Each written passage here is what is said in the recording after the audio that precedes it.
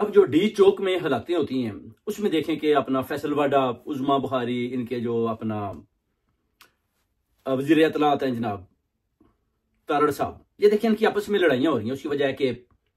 हुकूमत चाहती है कि एस्टेब्लिशमेंट के जर्नैल हैं जैसे वक़्त कासिम मुनीर साहब हैं, उनका शुक्रिया अदा करते हैं कि जनाब ये जितने भी कत्ल हुए हैं जिनकी तादाद ऑलमोस्ट वो बता रहे हैं कि 500 तक है, कि ये एस्टेब्लिशमेंट के ऊपर, अदारों के ऊपर डाल दें। मगर अदारों ने DGI/SPR की भी आपने प्रेस कॉन्फ्रेंस देखी, उन्होंने साफ ही हाथ खड़े कर दिए। वो कहते हैं कि इतने ज्यादा कत्ल हो चुके हैं तो ये तो हम तो नहीं लेंगे। वो तो सोच रहे थे कि शायद हुकूमत इसका वजन उठाएगी, मगर हुकूमत ने तो साफ ही जवाब दे दिया कि जनाब ना तो हमने गोली का ऑर्डर दिया है, मरियम नवाज ने बोला, और ना ही अपना किसी किस्म को बोला है कि जनाब प्रोटेस्ट को इस तरह इनका कत्लेआम करें। हमारा तो इसमें किसी किस्म का कोई कसूर ही नहीं है, हमने तो किसी को नहीं ऑर्डर दिया। अब इनकी आपस में एक तरफी जो कन्फ्लिक्ट पड़ चुकी है ना, इससे पहले भी आप देख सकते हैं 9 मई का वाकया होता है, उसके बाद अभी फिर देखें 26 नवंबर का होता है। यानी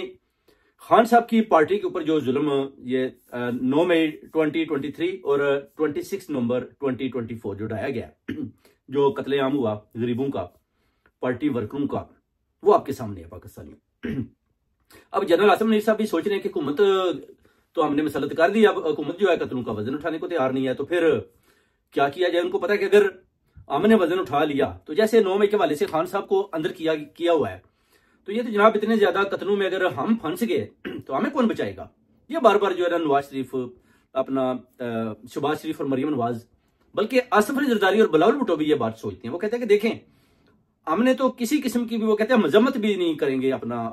सदर जो जेली हैं आसिफ अली जरदारी और बिलावल भुट्टो, वो कहते हैं कि ये मुद्दा जो है ना, ये अगर हमारे ऊपर पड़ गया तो हमें बचाएगा कौन।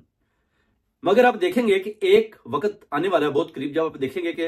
यही आसिफ अली जरदारी और बिलावल भुट्टो शहबाज शरीफ को बोलेंगे कि आपने डी चौक में लोगों का कत्लेआम किया, गैर जमहूरी कत्लेआम किया आप लोगों ने। ये बात बहुत जल्द सामने आने वाली है। अब हुकूमत भी बड़ी परेशान है कि जनाब हम तो ये हुकूमत लेने को भी तैयार नहीं थे, हमारे ऊपर तो जनाब जबरदस्ती मसलत कर दी गई है, और ऊपर से इतने ज्यादा कत्ल हो चुके हैं, तो फिर उन कत्लों का भी वो कहते हैं जी कि आप बोल दें जी कि हमने ऑर्डर दिया है, तो हम तो ये बात मानने को तैयार नहीं है। जैसे कि अपना प्राइम मिनिस्टर शहबाज शरीफ ने थैंक यू वेरी मच बोला था अपना जो जनरल आसिम मुनीर को, कि जनाब आपका बहुत बहुत शुक्रिया कि आपने जनाब इन दहशत गर्दों को इधर से भगाया। अब कैसे ये खैबर पख्तूनख्वा के लोगों को दहशत गर्द बुला कर उनको जो है ना अपना इस्लामाबाद डी चौक में कत्ल कर रहे हैं, उसके बाद उनकी बॉडीज भी नहीं दे रहे। उसके बाद आप देख लें कि कितने ज्यादा लोगों को इन्होंने हॉस्पिटल के अंदर हॉस्पिटलाइज किया, उसके बाद उनको गायब कर दिया, और फिर कोई मानने को भी तैयार नहीं कि जनाब वो गए हैं तो किधर गए हैं तो किधर नहीं गए हैं। और ये जो अपना जो है ये बहुत बड़ा पैगाम है जो अपना खैबर पख्तूनख्वा के पठानों को भी जाता है कि भाई ये हमारे साथ क्या हो रहा है, हम भी तो पाकिस्तान की लैंड का एक हिस्सा है, मगर जब भी हम डी चौक की तरफ पीसफुल प्रोटेस्ट लेकर पहुंचते हैं तो हमारे साथ ये जो ज्यादतियां की जाती हैं, हमारा कत्लेआम किया जाता है। उसके बाद ये जो जनाब ये बात मानने को तैयार नहीं है। आप देख सकते हैं कि अब 1 लाख से ज्यादा पाकिस्तानियों के घरों में इन्होंने घुसकर उनकी माओ, बहनों, बेटियों को घरों से उठाया। आप देख लें जो इस्लामाबाद के अंदर आप देखें कोई रेडी वाला है, कोई अफगानी है, कोई पठान है, कोई चने बेचता है, कोई किसी किस्म का भी काम करता है, उनको घरों से उठाकर ले गए हैं। किसी का पीटीआई के साथ कोई तल्लक है या नहीं है, कोई उधर पीसफुल प्रोटेस्ट में आया भी या कि नहीं आया, मगर उनको भी उठाकर गायब कर दिया गया है। यानी उनको ऐसे बताया जा रहा है कि जैसे ये लोग दहशतगर्द है, हालांकि दूर दूर तक ना तो उनका दहशतगर्दी और ना ही किसी पार्टी के साथ किसी किस्म का तल्लक है। ये चीजें जो है ना अपना सामने लाई जा रही हैं, और एक नफरत की दीवार खड़ी की जा रही है पंजाबियों, पख्तूनों, बलोचों और सिंधियों के अंदर। आप देख लें अगर आप बलोचिस्तान में जाते हैं ना, बोलते हैं जी कि आप कौन है, वो आपका शनाख्ती कार्ड चेक करते हैं, उसके बाद आपको गोली मार देते हैं। कश्मीर में जाते हैं वो कहते हैं जी आप पंजाबी हैं। बलोचिस्तान के अलावा सिंध में भी जाएंगे तो आप देखेंगे कराची में भी पंजाबियों का कैसे कत्ल हो जाता है। तो ये चीजें नफरत किन लोगों ने पैदा की हैं, ये मेरे पाकिस्तानियों आपने देखना है, सोचना है, क्योंकि आपके अंदर नफरत की दीवारें खड़ी करके आपको आपस में लड़ाकर लोगों के मजहबी कत्ल भी किए जाते हैं। आप देखें हजारा में, आप देख लें पारा चिनार में, देखें 100 आदमी का मर्डर किया जा रहा है। इनके पीछे भी बहुत बड़ी एक साजिश है ताकि मजहबी जमातों को भी आपस में लड़ाया जाए, सियासी पार्टियों को भी आपस में लड़ाया जाए, और इस तरह नफरत का एक बाजार गर्म रखा जाए, और एस्टेब्लिशमेंट के दायरे इस तरह इनको आपस में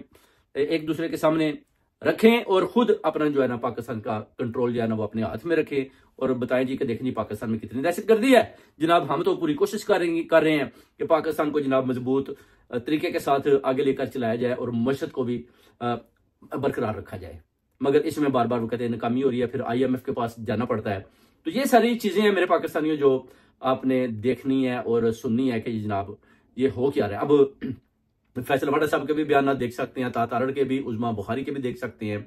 उसके अलावा भी आप देख सकते हैं कि अभी तक जितने भी शहीद हुए हैं, ना तो किसी किस्म का कोई इंटरव्यू आया है, ना किसी का इंटरव्यू किया गया है, ना उनके किसी खानदान में से किसी का इंटरव्यू आया, ना ही उन लोगों का बताया गया कि जनाब हमारे पास वो लोग किधर है, उनकी डिटेल्स क्या है, ना किसी किस्म की कोई लिस्ट जारी की गई है, ना ही अभी तक गंडापुर ने किसी किस्म का कोई एक्शन लिया, ना किसी के ऊपर कोई FIR कटवाई गई। जैसे कि बानी पीटीआई इमरान खान साहब ने जेल के अंदर से हुक्म दिया कि आप इसका पर्चा काटें, ना ही अभी तक इंग्लिश में आलमी मीडिया को बताया गया, कोई ऐसी खतूत लिखे गए, ना कोई रिपोर्ट पेश की गई कि जनाब इतने ज्यादा मर्डर हुए हैं और हमारे साथ तो जनाब कोई भी नहीं खड़ा। किसी किस्म का किसी आलमी तंजीम को, किसी आलमी अदारे को, ह्यूमन राइट्स को, किसी किस्म का ना कांटेक्ट किया गया,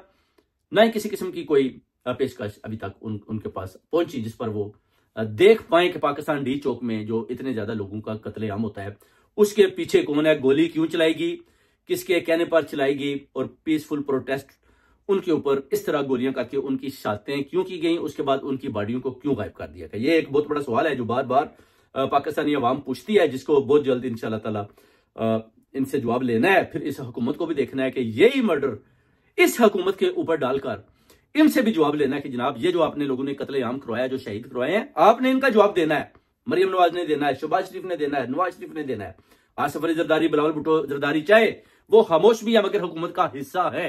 उन्होंने भी ये जवाब देना है। क्योंकि बाद में तो जो उन्होंने बोलना है कि जनाब ये तो PMLN शहबाज शरीफ के कहने पर हुआ, मरियम नवाज के कहने पर हुआ, नवाज शरीफ के कहने पर हुआ, या वो बोलेंगे कि जनरल असम्बली के कहने पर हुआ। तो फिर अभी से ही उनका बनता है कि जनाब वो कुछ बोलें, बताएं कि गोली किसने चलाई, किसके कहने पर चलाएगी, और बेजा इन शहरियों का जो कत्लेआम होता है उसके पीछे कौन से वो आहनी हाथ हैं जिनको अवाम, कौम और ओवरसीज